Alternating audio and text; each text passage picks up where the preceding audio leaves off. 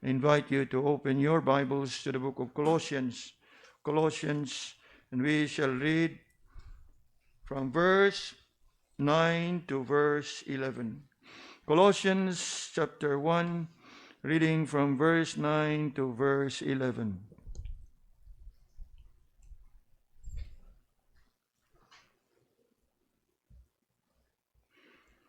We invite those that are with us online to please turn your Bibles to this portion of Scripture and join us as we read these verses together.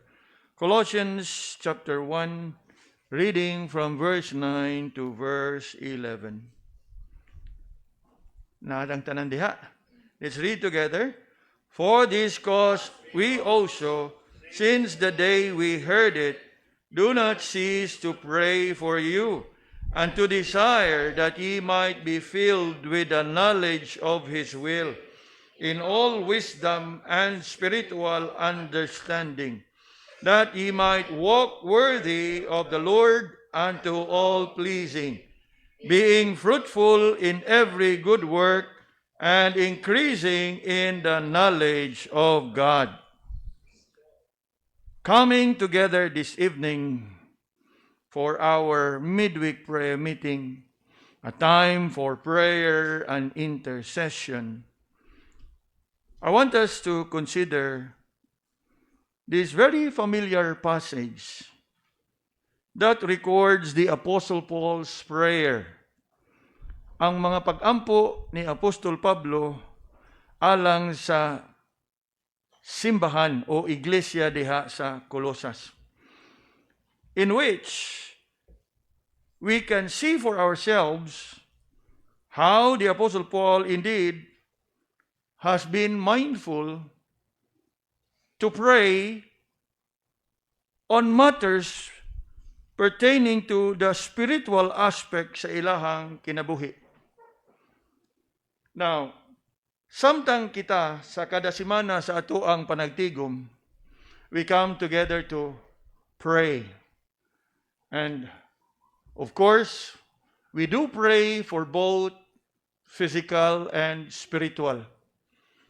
Butang spirituhanon o butang mga material.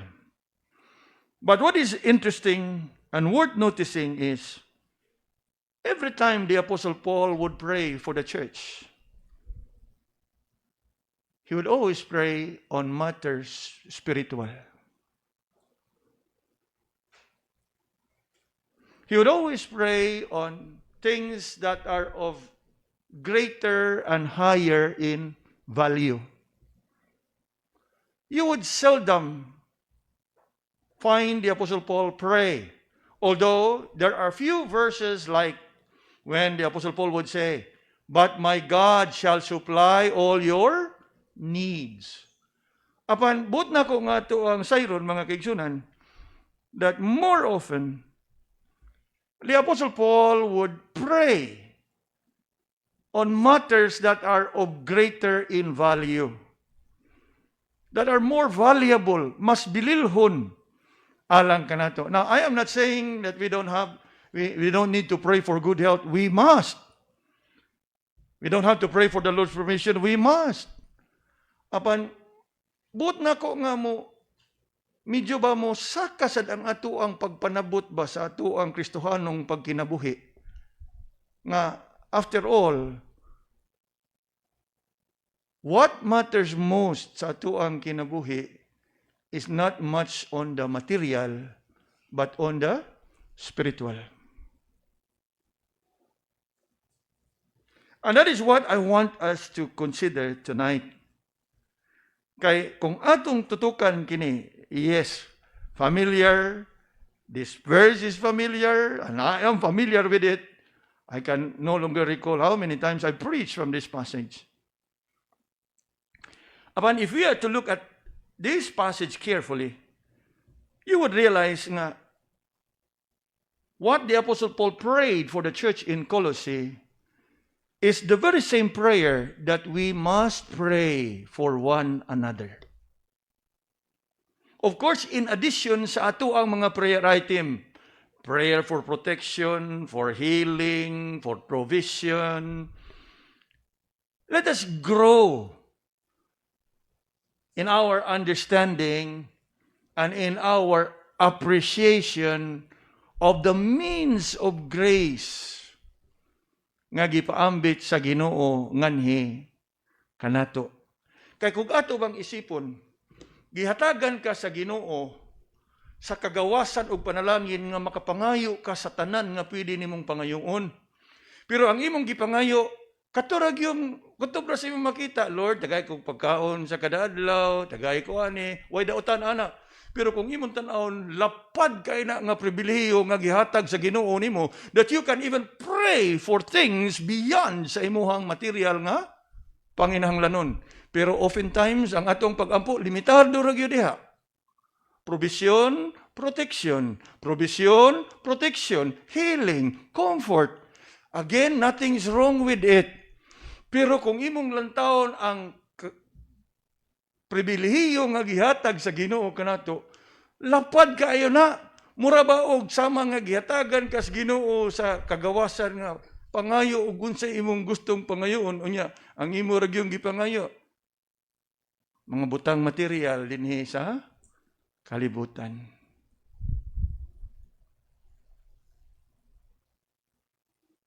Na, tutukan nato pag-ayo ha. When Paul here prayed for the church, I want us to understand that his prayer here ought to be our prayer for one another. In fact, as I titled tonight's message, a prayer for every believer. A prayer for every believer. Kaya nagtuo ko nga, we seldom pray such a prayer. When was the last time you pray this kind of prayer?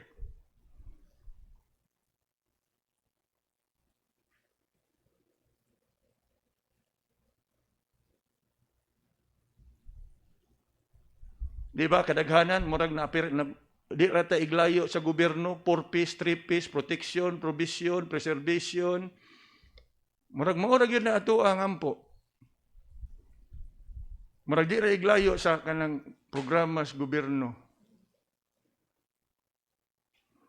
Nga kung atong lantawon, lapad kay na siya nga panalangin, nga pwede gini mo i-maximize. Kana bang, usahay, puslan man nga nangayo, ta atong lubos-luboson og pangayo. Ayaw, limitahe ang 3Ps, 4Ps, 5Ps.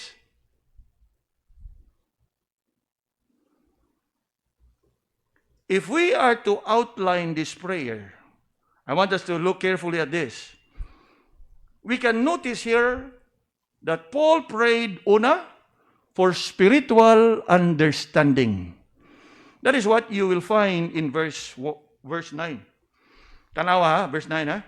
For this cause, we also, since the day we heard it, do not cease to pray for you and to desire that you might be what?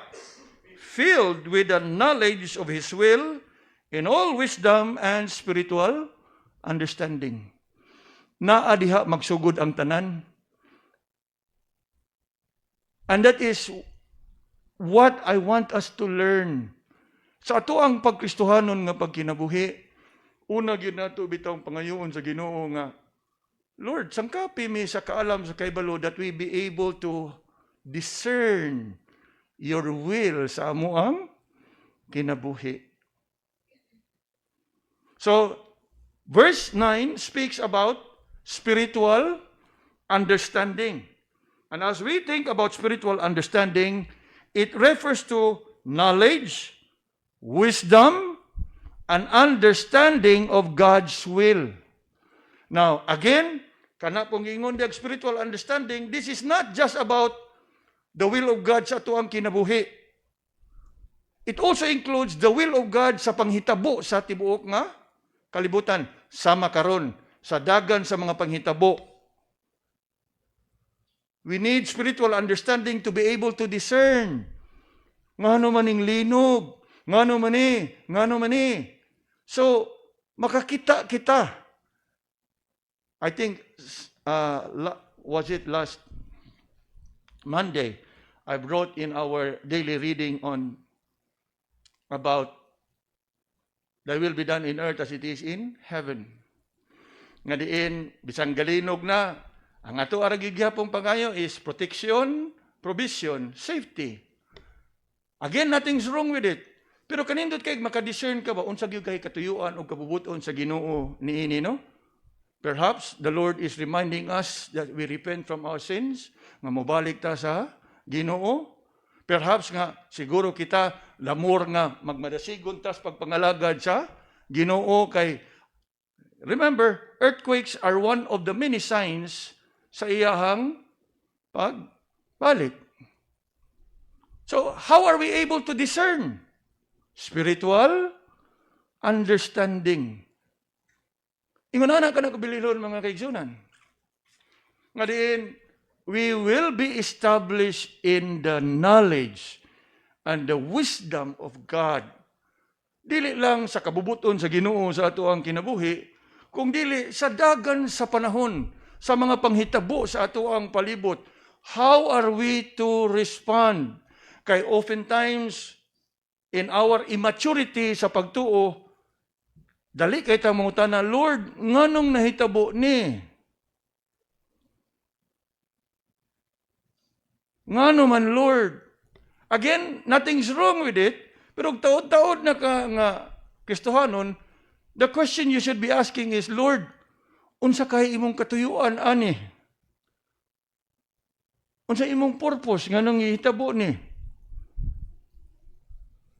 Kay og ato yung balik-balikan, taod-taod namun sa kalibutan. Nakatagamtan ta diri glinog, pero dili sa ingon ani ka sa gunson.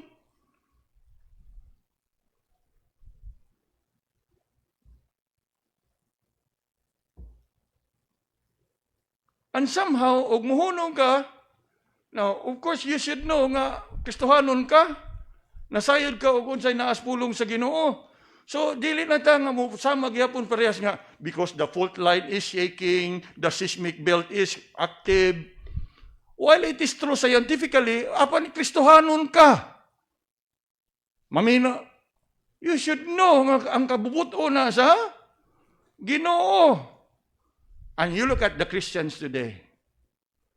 Gani mga kaigsunan, last Sunday's message is really powerful message if you carefully followed. Kaya at the end of the day, it's all about our spiritual nga kinabuhi. Unsa may kalainan nato sa di magtotoo? Giuyog ang seismic belt, the fault line. We know it. Pero Kristohanon gug ka. You should know that earthquakes tell us what are the signs. Unya ang gihatag sa Ginoo, and you shall hear of wars and rumors of wars. There shall be famines, pestilences, and earthquakes in diverse places. In other words, we need spiritual understanding or else Kristohanon tuod ka, pero hangtod karon ingon lang gyapon ka seismic belt, intensity kuan.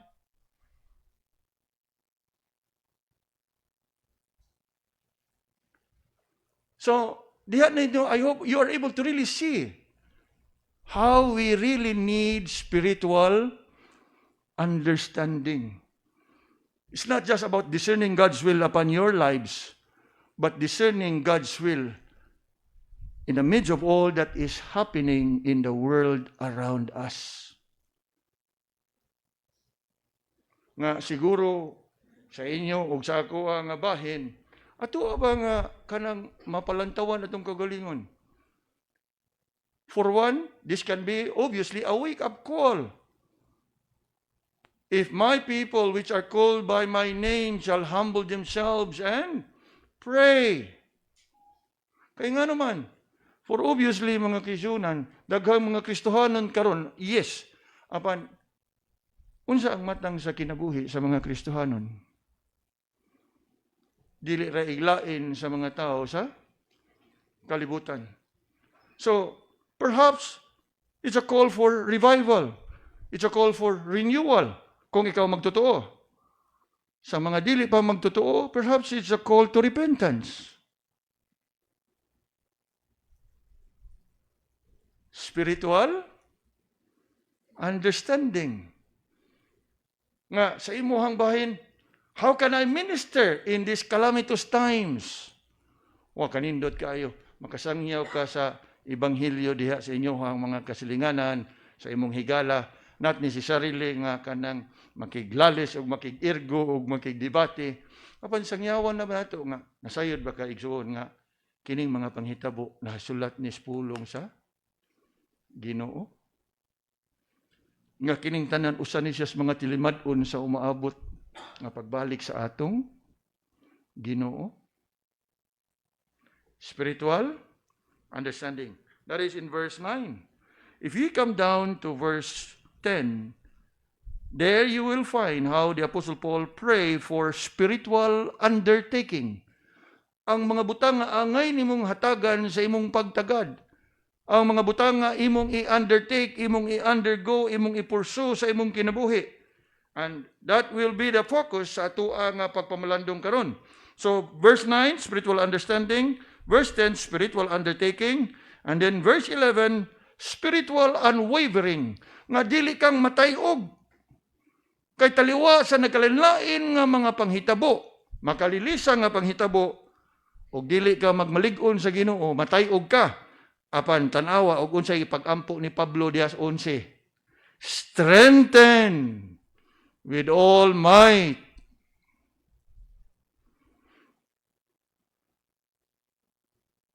Strengthen with all might. Nga bisan pa man og uyugon ang kayutaan or perhaps uyugon ang imuhang kasing-kasing, lig-on ka sa imong pagtuo sa Ginoo. That what time I am afraid, I will trust in Thee.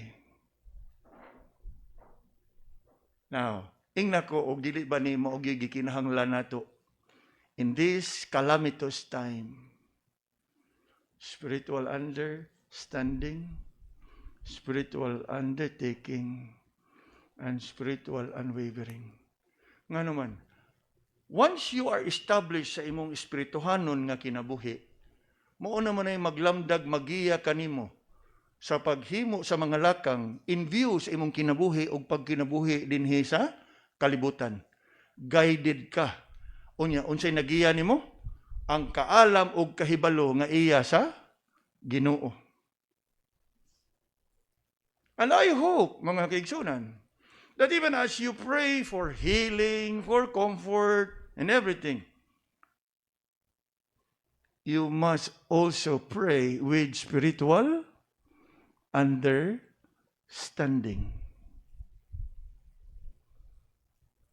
Kay sayri mga kaigsunan, dili tanang balatian ayuhon sa Ginoo.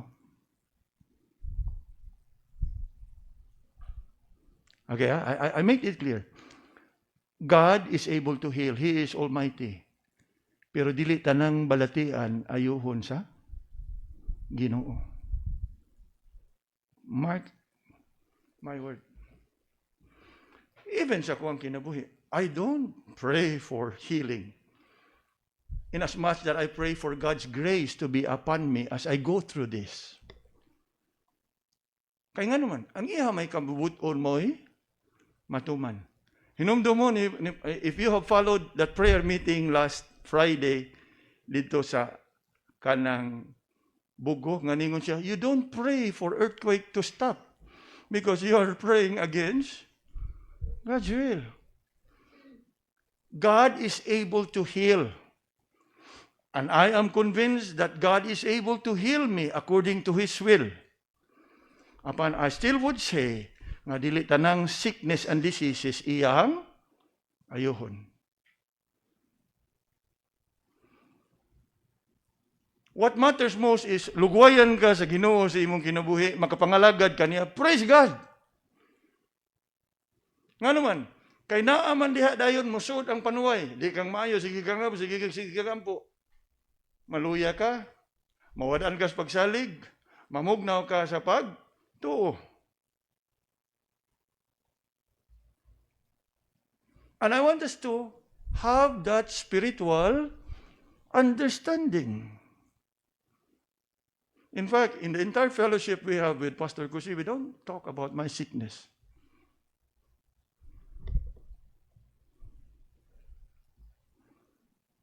Although once in a while, mingutan na, we leave it to the Lord.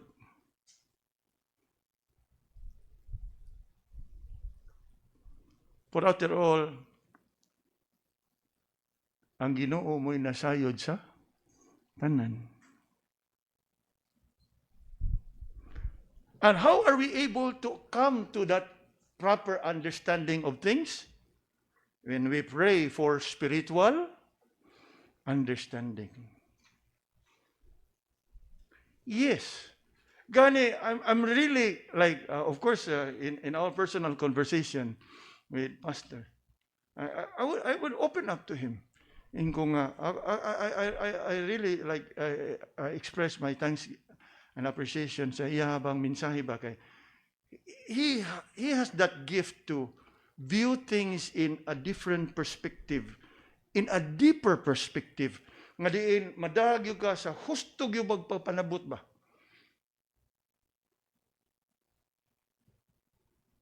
And that gift can only come with spiritual understanding.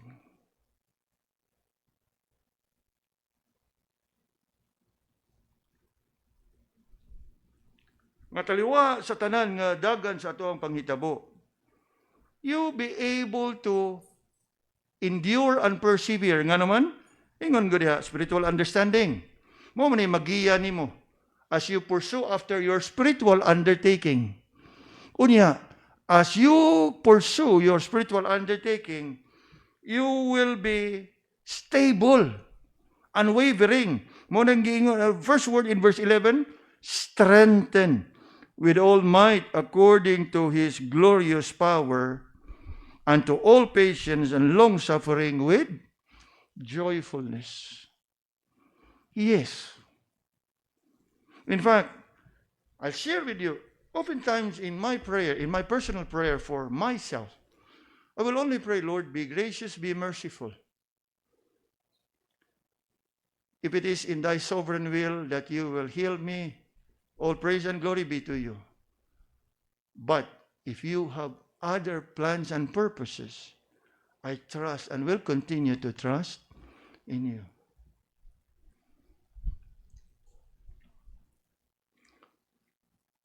In the recent meeting they had in Singapore, I had a video message they asked me to share in there. They have this remembering missions, I think 2 weeks ago. They have this meeting, combined fellowship meeting in Singapore on a Saturday. And I had a privilege to share a message to them. And in that message that I shared, I did say, in these trying times that my family are undergoing, yes, we do have lots of questions that we would want to ask the Lord. But rather than asking the Lord, we chose to submit ourselves and yield to his sovereign will and purpose.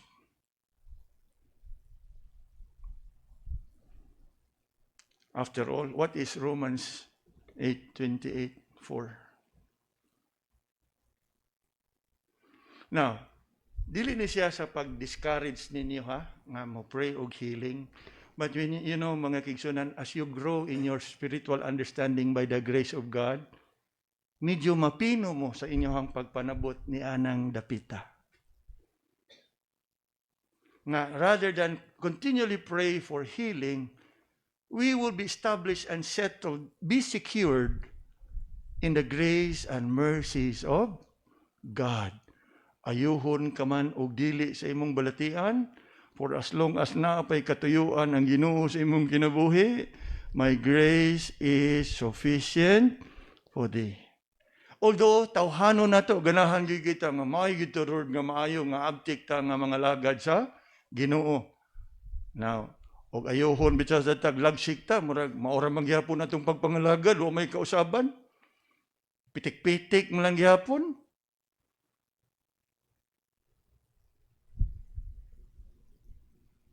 May pahinuon nga nagas ko nga like in my case, my children were asking, "Pam, ikaw mo preach karon pa ko?" Ingon siya nga, "Nya, Katog mayo, they were really telling me to sleep the whole day. And thank God, I was able to sleep the whole morning, and then in between, in the afternoon, kay maumanggi akong gikinahanglan. I need to save, og sa baterya pa, kinahanglan yun i-charge ba? Kay para nga magamit sa kanang igdayong fridge. Kay inigaw man, drain na po dayon. But I trust the Lord.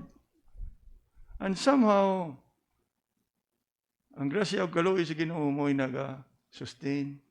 Kanato. Thanks be unto God that we are, according to verse 11, unsa diha?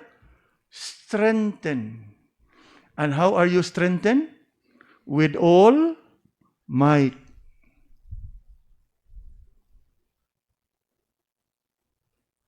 With all might. So, spiritual understanding, undertaking, and unwavering.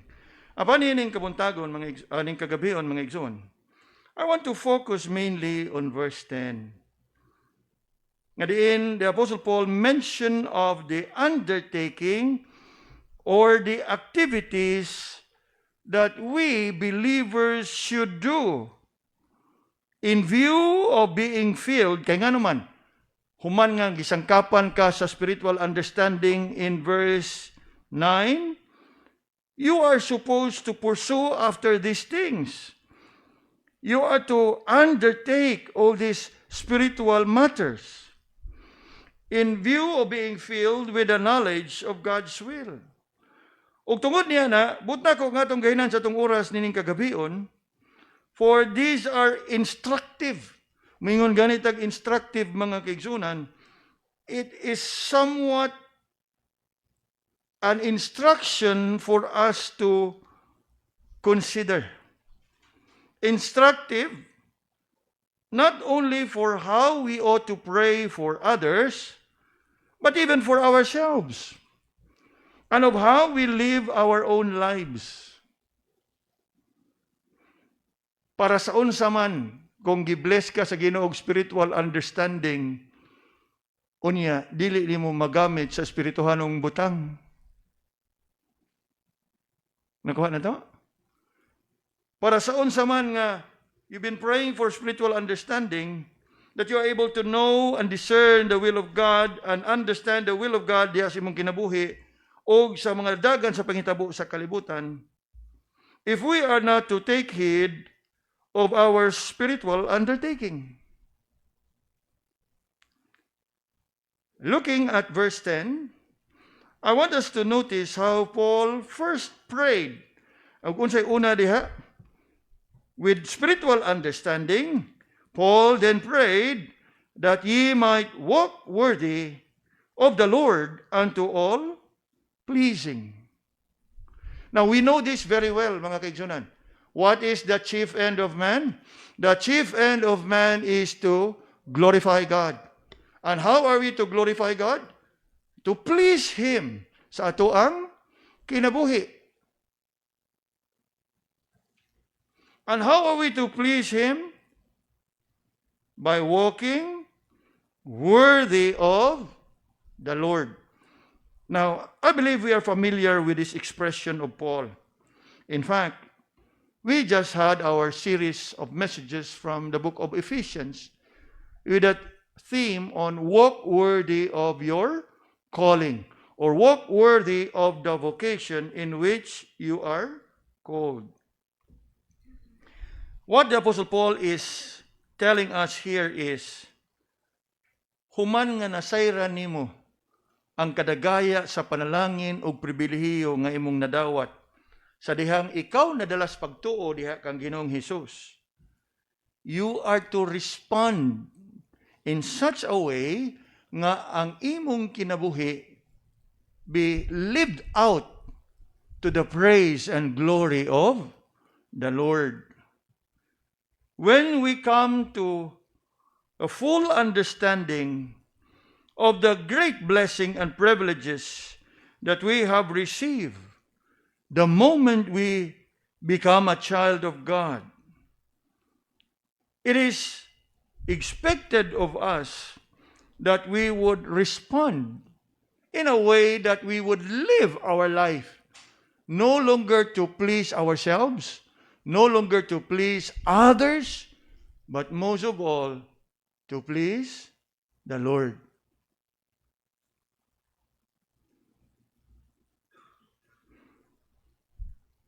And as we reflect upon our lives, diha sa kaluwasan, we can think of how precious we have become. We have been accepted in the Beloved. We have been translated out of darkness and brought unto His marvelous light. We have been set free from the bondage of sin. And we have that comfort, even that assurance, that our Heavenly Father would look after us. And many more privileges and blessings that we enjoy. Nga sa atua nga pagsudong niini, unya, how are we able to reflect upon this? When we have that spiritual understanding.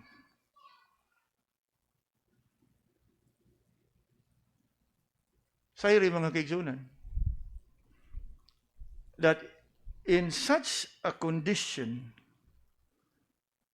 with that spiritual understanding, we are supposed to live our life that it will be pleasing and glorifying ngadto sa atong Ginoo. Now we are so familiar with that word there, pleasing unto the Lord, pleasing unto Him. Now, ang pangutana mao ni, what is it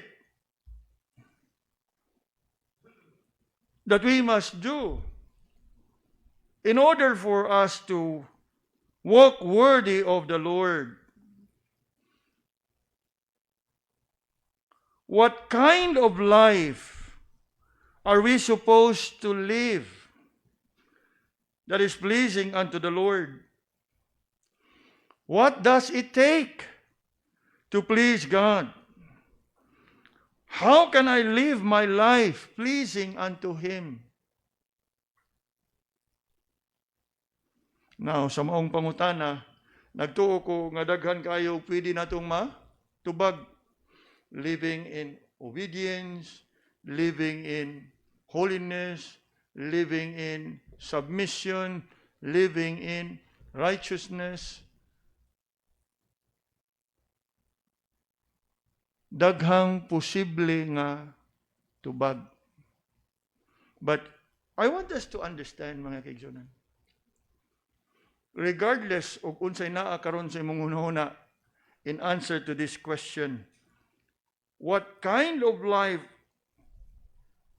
must I live in order to please God? Daghan ang pwedeng masud sa atong hunahuna.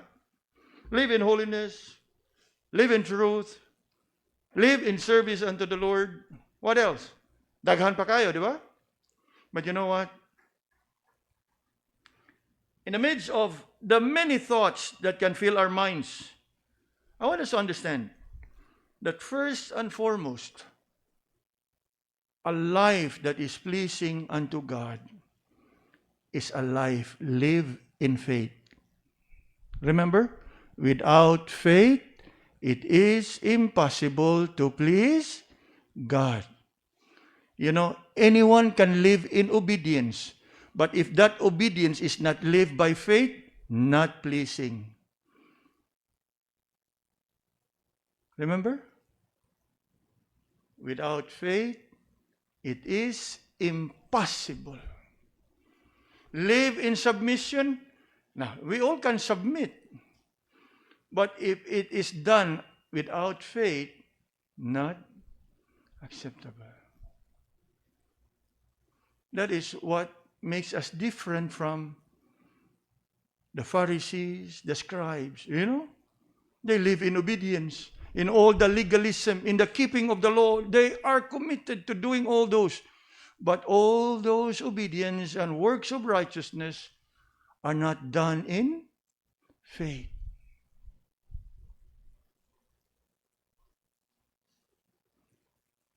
Maubitaw ka na. How are we saved? By grace through faith. Now, why am I highlighting this? Because that is what the Bible says. For without faith, it is impossible to please God. And so, in view sa mga dagan sa panghitabo, nga ato karong nasaksihan, the more nga atong ligunon ang ato ang pagtuo o pagsalig sa Ginoo. Kaysa ato ang pagtuo o pagsalig sa Ginoo, taliwa sa mga kagaguliyang o sa makalilisang nga panghitabo, atong gihimaya ang Ginoo. Are we following? Nga yes, human as we are, we will be shaken and we will be trembling. Apan taliwa ni ana, keep trusting the Lord.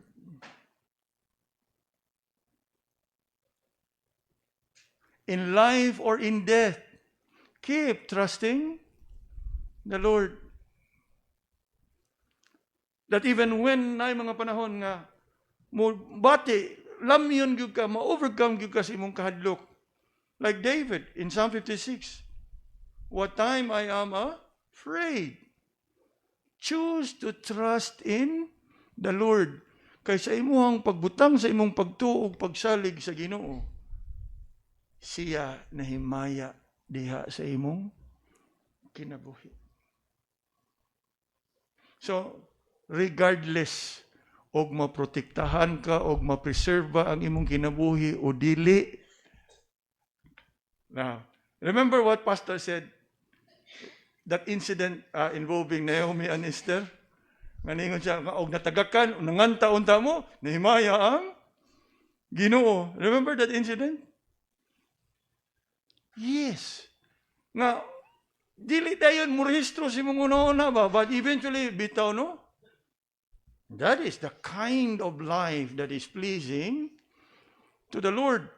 But then again, dili sa tanang higayon nga maka-react tag ingon ana, di ba? That is why ato ning hitun-an karon nga sa sunod nga higayon nga makasugat kita, we can rejoice in the Lord.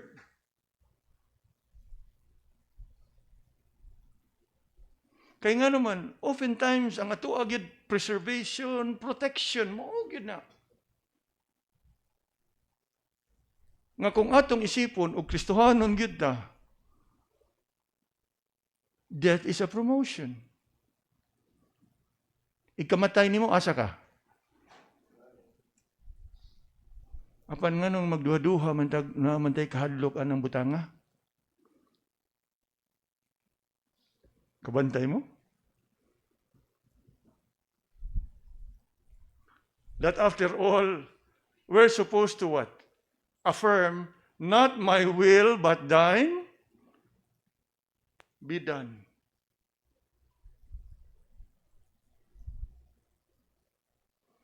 And that is walking worthy of the Lord unto all pleasing. Regardless sa imuhang sirkumstansya, regardless sa kahimtang sa imong kinabuhi, naglakaw ka diha sa pagtuo.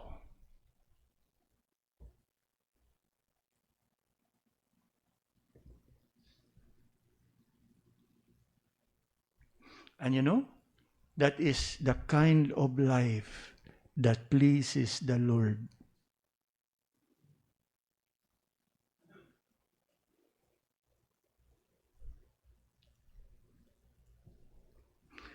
Ikaduha, mga igsoon.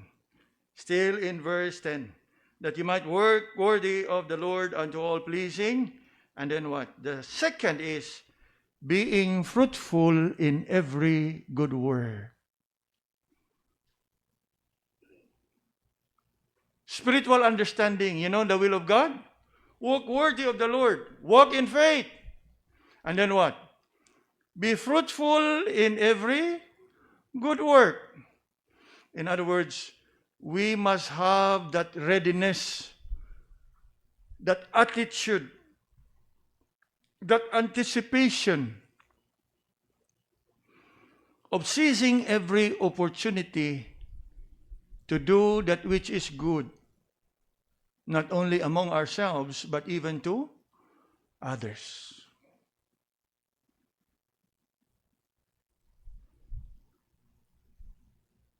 Og ako mapasalamaton for the glory of God nga sa ato ang yano og simple nga paagi, when the earthquake came, and learning about the situation in Bogo on the 30th of September, the following day of prayer meeting, I shared to everyone my burden that we would want to go and travel. And then the following day, you all responded. You know what? For the glory of God, it is but a testimony that we as a church, poor as we may be, we have been fruitful in every good work.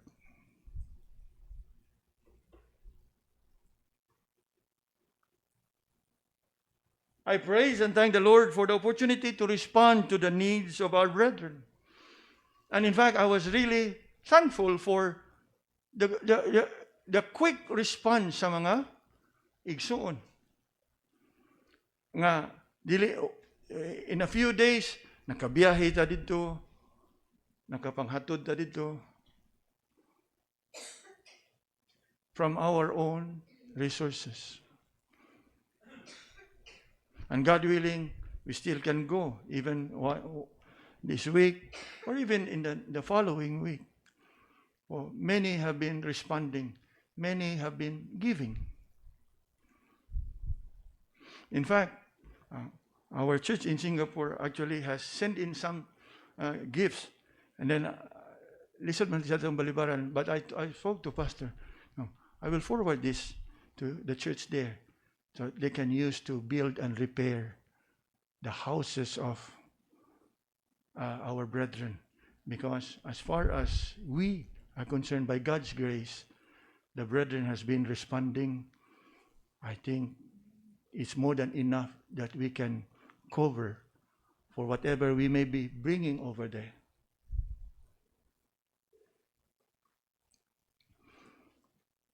Ug alang kanako, nakita nako na by the grace of God, bisan sa kapobrehon nato, we are able to respond to address the needs of the brethren. Unya, sayri mga kaigsunan, nga it is part of our spiritual undertaking. It is, in a way, our practical duty ngadto sa ato ang mga kaigsuonan. It is our responsibility to have that readiness to respond, to care for others, especially to our brethren.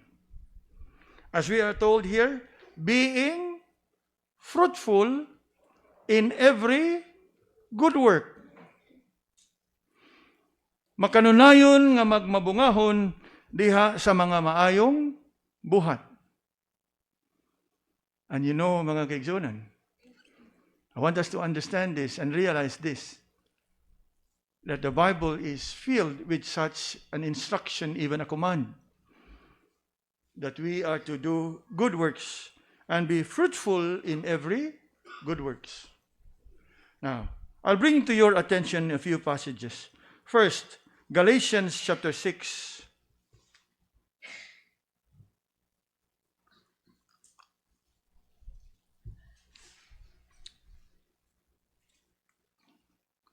Galatians chapter 6.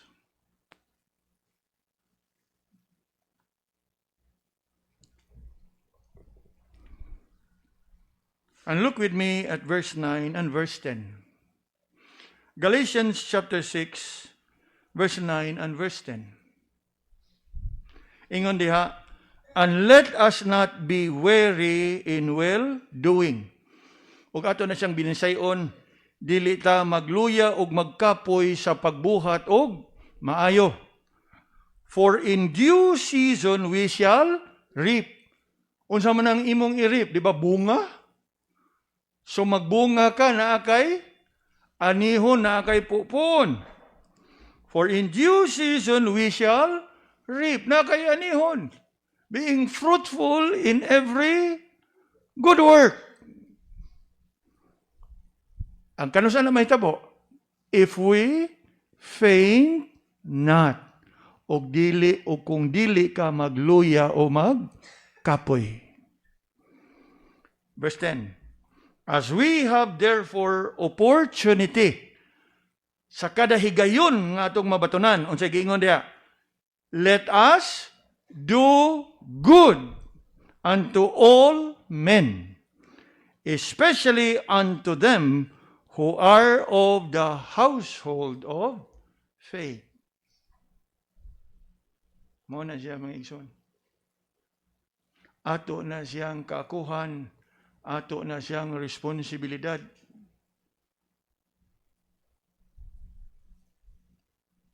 Let us not be weary. Gani, kung imong gitutukan na pag-ayo ba, ang gisulti diha, it does not depend on your economic status. Kung luag-luag ka, ayaw ka kakapoy. Pero og dili, simtid ka. No, wala maghisgot og regardless og nakas kapobrehon og kawadon, apil ka diha, let us not be weary in well doing. There has to be that readiness.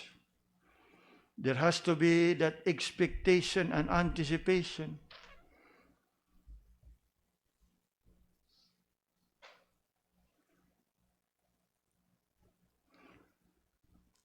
Hebrews 13 and verse 16.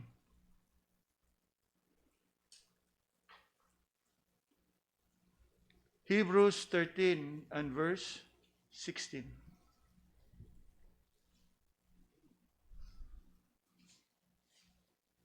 Nata diha. Hebrews 13 and verse 16. But to do good and to communicate, forget not, for with such sacrifices God is well pleased. To do good.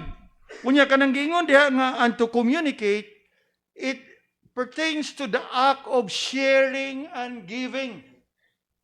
You communicate towards the burden of others.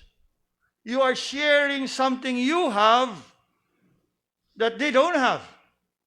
So you communicate. You convey. You share. The word in our King James, word there, communicate, is not like communicate, like converse and talk. It refers to convey, to share. Kunya, sige, ingon diha. But to do good and communicate, forget not. Ayaw gyud og kalimot niya na, kay gani, ingon diha.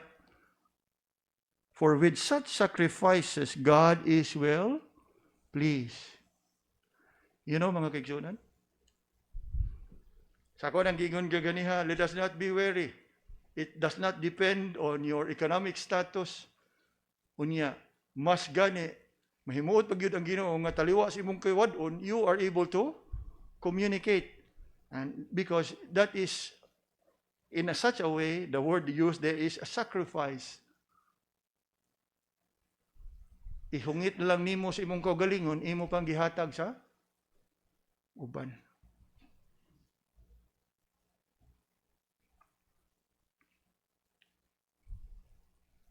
To do good and to communicate, forget not. For which such sacrifices God is well pleased. In Romans chapter 12. Romans chapter 12. Look with me at verse 11 to 13. Here are multiple exhortation which includes doing good by distributing to the needs of others. Romans 12, 11 to 13. Ingon diha, not slothful in business, fervent in spirit, serving the Lord, rejoicing in hope, patient in tribulation, continuing instant in prayer, and look at this, distributing to the necessity of the saints. Distributing to the necessity of the saints. Unsa man na? Ang pag-apod-apod ug pagpanghatag sa mga panginhanglanon sa mga kaigsuonan.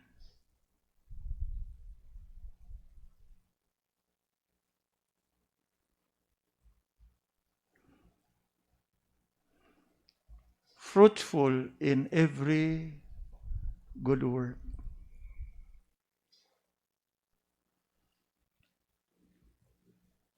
In Paul's letter to Timothy, he has the same exhortation, although it pertains particularly to the rich and the wealthy. Turn with me to 1 Timothy chapter 6. 1 Timothy chapter 6, verse 17 to 19.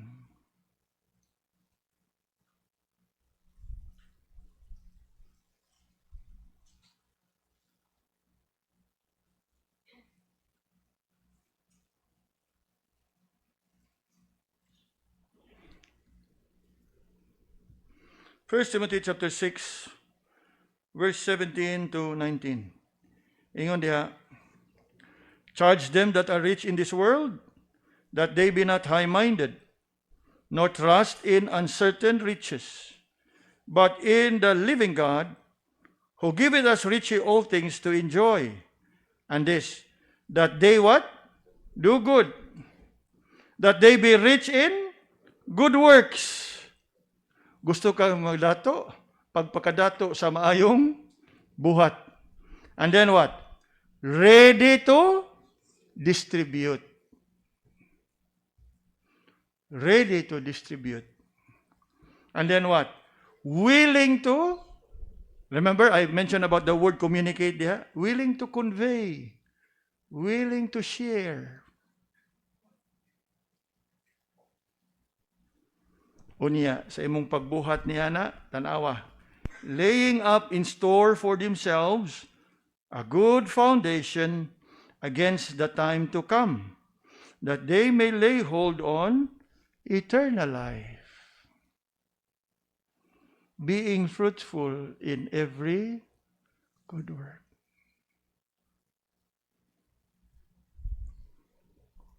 Last verse, 2 Thessalonians chapter 3 and verse 13. Being fruitful in every good work. 2 Thessalonians 3:13, na diha gaingon, but ye, brethren, be not weary in well doing. Ayaw kakapoy, ayaw pagkaluya sa pagbuhat sa maayo.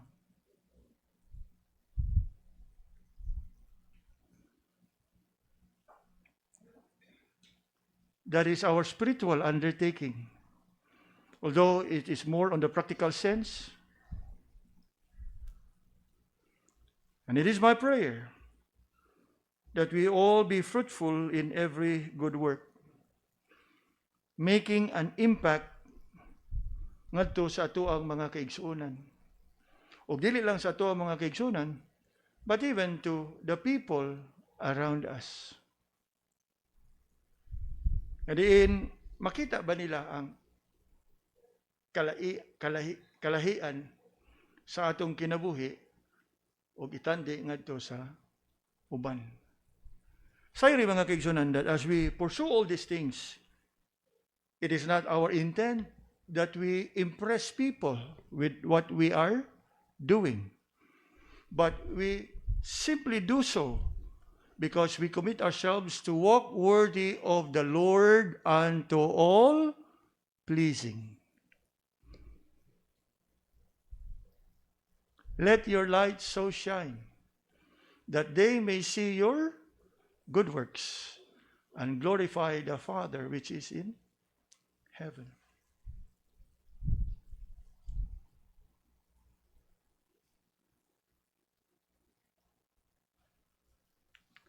Ikatulo mga kaigsuonan, still in verse 10.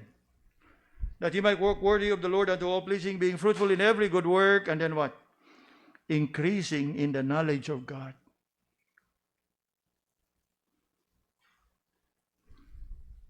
Coming to the saving knowledge of the Lord we must continue to grow in grace and in the knowledge of the Lord.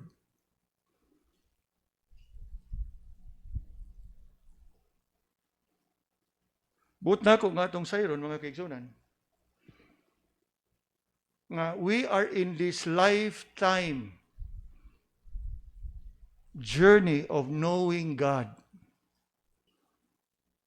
Yes, by God's grace, we have come to a saving knowledge. Saving knowledge meaning nakailata kung kinsa si Ginoong Hesus, o ato siyang giila, o ato siyang gidawat nga atong Ginoo, ato siyang giservisyohan, gialagaran.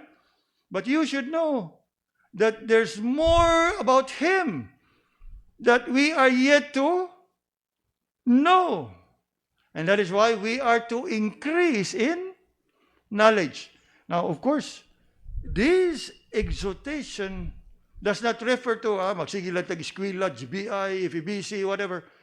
It's all about our personal commitment in knowing God diha sa iyahang pulong. There is no stopping. Kaya nga naman, the more you increase in your knowledge of God, the more you grow in spiritual, remember where we started? Spiritual understanding. And the more you establish your spiritual understanding, the more you be guided in your spiritual undertaking. Kaya daghan naman kag nasayran mahitungod sa Ginoo. So magiyahan ka sa ug unsay angay nimong buhaton. Og sa imuhang pag-undertake na, the more you be established and strengthened, that you will be unwavering sa imuhang pagpangalagad sa Ginoo. Now, tell me, og dili ba na mao'y angay na itong katunon, mga kaigsunan, og pangayoon sa Ginoo. Kaya nga naman, from these three items would emanate ang tanan sa imuhang pagtanaw, pagdiparar, pagtimbang-timbang, pagdiscern sa dagan sa imong kinabuhi, in view sa mga pangitabo sa imong palibot, malamdagan kag magiyahan ka if you are established in these three. Ug mao kana nga, it is my prayer that we also should learn to pray these items, not just for others, but even so for our own selves. Lord, make me to grow in my spiritual understanding. Mao gina atong gikinahanglan mga igsoon. Kay once you are established in that, why do we train people in GBI? For spiritual understanding, that they will be equipped for the work. Di man pwede nga muhamag lang kas bulhaton nga wa kay understanding. So it is ato ang pangadlaw-adlaw nga pagkinabuhi. It all would bring us back to these three. And it is my prayer. Nga, karon ba? I mean, you look at yourself as I look at my own selves. Yes, we all have had failures in life. Some siguro major failures. If I can only turn back time, I could have, now, wala tayo mahimo niya na. But at least, we learn from our experience and come to a realization ug unsa gyud kabililhon that we pray these items: undertaking, understanding, undertaking, and unwavering sa ato ang spirituhanon nga kinabuhi. Lord, salamat sa imong mga pagdasig niining kagabhion diha sa imong pulong. Thankful, O Lord, sa kamatuoran that you have allowed us to consider tonight, though to some it may not be such comforting and assuring, but I pray that you will convict their hearts to yield to the truth of your word and submit their lives unto it. Bless us now as we come to you in this hour of prayer and intercession. In Jesus' name we pray. Amen.